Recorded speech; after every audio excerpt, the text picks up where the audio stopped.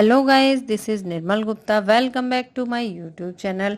Guys, हम आज के इस वीडियो में फ्यूचर परफेक्ट कॉन्टिन्यूअस टेंस को डिस्कस करेंगे।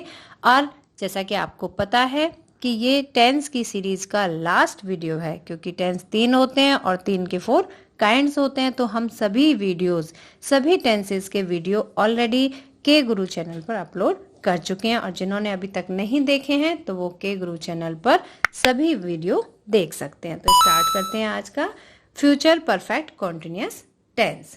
सबसे पहले हम जानेंगे पहचान कि किस तरह से हम वाक्य को पहचानेंगे कि ये फ्यूचर परफेक्ट कॉन्टिन्यूअस टेंस का ही है। तो इस टेंस के वाक्य में कार्य भविष्य काल में लगातार होता दिखाई देता है। जैसे कि नाम से ही पता चलता है, फ्यूचर भविष्य में होगा। परफेक्ट और कॉन्टिन्यूअस मीन्स होता है लगातार होते हुए दिखाई देना, कोई कार्य है जो कि लगातार हो रहा है। वाक्य के अंत में रहेंगे, रहेगी, रहोगे या से रहा होगा, से रही होगी या से रहे होंगे या से रहा हूंगा आदि शब्द आते हैं। तो से शब्द से हमें पहचान हो जाएगी कि ये sentence future perfect continuous tense का ही है।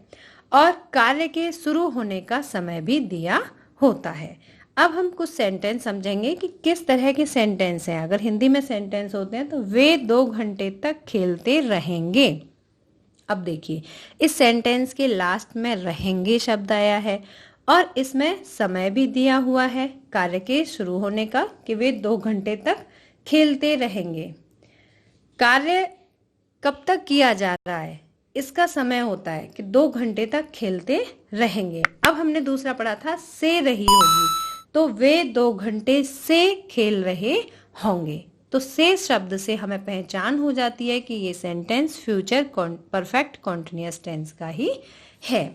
अब हम इसमें समझेंगे कि इसकी जो हेल्पिंग वर्ब है वो कौन सी है।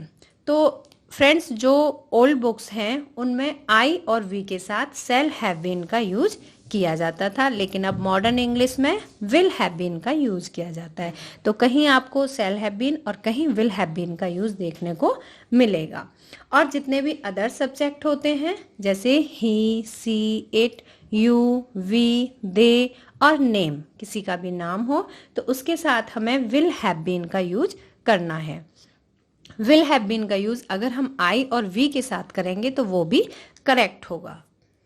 अब हम इसमें डिस्कस करेंगे कि टाइम भी दिया होता है और टाइम के लिए हमें सिंस या फॉर का यूज करना होता है। तो सिंस कहाँ यूज करते हैं और हम फॉर कहाँ यूज करते हैं, ये डिस्कस करते हैं। सिंस का यूज किया जाता है पॉइंट ऑफ टाइम, मतलब निश्चित समय के लिए। जब किसी सेंटेंस में कोई निश्चित समय दिया होता है, जैसे सिंस ट्यूसडे। सिंस ट्यूसडे का मतलब है कोई सा भी दिन हो, since Monday, since Friday, since Saturday, any day. Since 1991 कोई भी सन दी हुई हो तो उसके लिए हम सिंस का यूज करेंगे, क्योंकि वो एक निश्चित समय दिया हुआ है।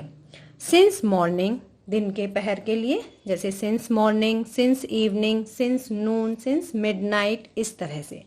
सिंस 4 o'clock 4 बजे से, ये फिक्स टाइम दिया हुआ है, इसलिए यहाँ पर हम सिंस का यूज करेंगे। सिंस जून किसी भी मंथ का नाम दिया हुआ हो, जैसे since June, since July, since December, November, तो ये एक फिक्स टाइम है। जब फिक्स टाइम का यूज किया जाता है, जहाँ फिक्स टाइम दिया होता है वहाँ पर हम सिंस का यूज करते हैं। अब हम डिस्कस करेंगे फॉर का यूज हमें कहाँ करना है। तो फॉर का यूज पीरियड ऑफ टाइम के लिए करना है। पीरियड ऑफ टाइम, पीरियड का मतलब होता है अवधि, समय की एक अवधि के लिए। एक निश्चित समय नहीं है, लेकिन समय की एक अवधि दी हुई है। तो फॉर 3 days, जैसे 3 days 3 दिन हैं तो 3 दिन की एक अवधि दी हुई है। तो for 3 days, for 5 days, for 6 days, इस तरह से फॉर का यूज किया जाता है। For 5 months, for 6 hours, for many years, for many years, for few years, तो इस तरह से for का यूज किया जाता है। अब हम डिस्कस करेंगे एफर्मेटिव सेंटेंस। जैसे कि आपको पता है कि जितने भी वीडियोस हम ऑलरेडी अपलोड किए हैं उन सभी में सेंटेंस के जो 4 काइंड्स होते हैं, affirmative, then negative, then interrogative, then last में इंटरोगेटिव नेगेटिव। तो 4 काइंड्स के हम सेंटेंस को डिस्कस करते हैं। सबसे पहले हम स्ट्रक्चर समझेंगे कि फ्यूचर परफेक्ट कॉन्टिन्यूअस टेंस के सेंटेंस का, एफर्मेटिव सेंटेंस का स्ट्रक्चर क्या है। तो subject plus shall have been या will have been plus verb plus ING then object. अब हम कुछ एग्जाम्पल्स, कुछ सेंटेंस बनाएंगे, उन्हें इंग्लिश में ट्रांसलेट करेंगे जिससे हम अच्छे से कमांड पा सकें। वे 2 घंटे तक खेलते रहेंगे। आप स्ट्रक्चर के अकॉर्डिंग खुद से भी सेंटेंस बना सकते हैं। वे 2 घंटे तक खेलते रहेंगे। तो देखिए, एक तो इसमें रहेंगे आया है और एक समय दिया हुआ है। तो they will have been playing for 2 hours. अब इसमें एक समय की अवधि दी हुई है, इसमें फिक्स टाइम नहीं है, एक अनफिक्स टाइम दिया हुआ है, तो इसमें हम फॉर का यूज करेंगे। सेकंड देखते हैं, लड़के 4 बजे से तालाब में तैरते रहे होंगे। यहाँ पर देखिए तैरते रहे होंगे और समय के लिए दिया है 4 बजे से, तो से शब्द भी आ गया और रहे होंगे शब्द भी आ गया। तो इससे हमें पहचान हो रही है कि ये फ्यूचर परफेक्ट कॉन्टिन्यूअस टेंस का ही सेंटेंस है। इसका ट्रांसलेशन देखते हैं। The boys will have been swimming in this pond since 4 o'clock। 4 बजे से the boys will have been swimming. अब देखिए, सब्जेक्ट सबसे पहले स्ट्रक्चर के अकॉर्डिंग चलते हैं, तो subject plus will have been plus verb plus ING. तो यहाँ पर स्विमिंग वर्ब प्लस आईएनजी हो गया। इन दिस पॉन्ड ये हो गया ऑब्जेक्ट, देन लास्ट में टाइम। अब नेक्स्ट देखते हैं नेगेटिव सेंटेंस। नेगेटिव सेंटेंस में एड नॉट आफ्टर विल और सेल। सेल या विल के बाद हमें नॉट का यूज करना है। तो हमें ध्यान रखना है कि नॉट कहाँ लगाना है, आफ्टर विल और सेल। सेंटेंस देखते हैं। वह 2 वर्षों से कठिन परिश्रम नहीं कर रही होगी। सी विल नॉट, सी के साथ क्या आएगा, विल हैव बीन आएगा, तो हमें नॉट कहाँ यूज करना है, विल के बाद। She will not have been working hard for 2 years। ये जो फ्यूचर परफेक्ट कॉन्टिन्यूअस टेंस है, इसमें हमें कॉन्टिन्यूअस टेंस की तरह ही, जैसे उसमें रहा होगा रही होगी आता है, तो फ्यूचर परफेक्ट कॉन्टिन्यूअस में भी रहा होगा रही होगी आता है, लेकिन इसमें सिर्फ समय दिया हुआ होता है, जो कि कॉन्टिन्यूअस में नहीं होता। परफेक्ट कॉन्टिन्यूअस टेंस में समय दिया होता है, तो समय से पहचान हो जाता है कि ये सेंटेंस परफेक्ट कॉन्टिन्यूअस टेंस का ही है। सेकंड सेंटेंस देखते हैं। वह मेरा सुबह से इंतजार नहीं कर रहा होगा। वह मेरा सुबह से इंतजार नहीं कर रहा होगा। तो he will not have been waiting for me since morning. अब देखिए, यहाँ पर फिक्स टाइम दिया हुआ है। जब टाइम फिक्स होता है तो उसके लिए हम सिंस का यूज करते हैं। He will not have been waiting for me since morning. Next देखते हैं हम इंटेरोगेटिव सेंटेंस। इंटेरोगेटिव मीन्स होता है प्रश्नवाचक वाक्य। जिन सेंटेंस के थ्रू क्वेश्चन पूछे जाते हैं, प्रश्न पूछे जाते हैं, वो वाक्य प्रश्नवाचक वाक्य कहलाते हैं। तो इसमें 2 तरह के होते हैं, एक WH फैमिली के वर्ड्स होते हैं और एक क्या से शुरू होने वाले वर्ड्स होते हैं। फ्रेंड्स, हम ऑलरेडी WH फैमिली का वीडियो के गुरु चैनल की साइट पर अपलोड कर चुके हैं। जिन्होंने अभी तक नहीं देखा है वो ज़रूर देखें। तो क्या से शुरू होने पर स्ट्रक्चर देखते हैं। सबसे पहले सेल और विल। सबसे पहले हम सेल या विल का यूज़ करेंगे, plus subject plus have been plus verb plus ING then object, और इसमें टाइम भी यूज़ किया जाएगा। क्या वह आलसी लड़का 2 घंटे से सो रहा होगा। तो इसमें टाइम दिया हुआ है 2 घंटे से। सबसे लास्ट में हमें टाइम का यूज़ करना है। तो क्या वह आलसी लड़का, अब क्या से शुरू हुआ है तो इसे हम हेल्पिंग वर्ब से स्टार्ट करते हुए बनाएंगे। Will that lazy boy have been sleeping for 2 hours। अब यहाँ पे पीरियड ऑफ टाइम दिया हुआ है तो हम फॉर का यूज करेंगे।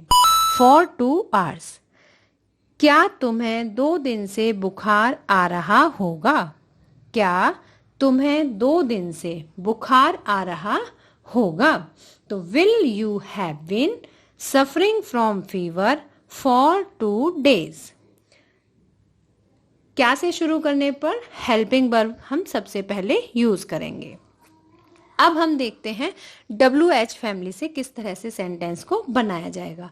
तो कितने लड़के दोपहर से शोर मचाते रहे होंगे? कितने लड़के।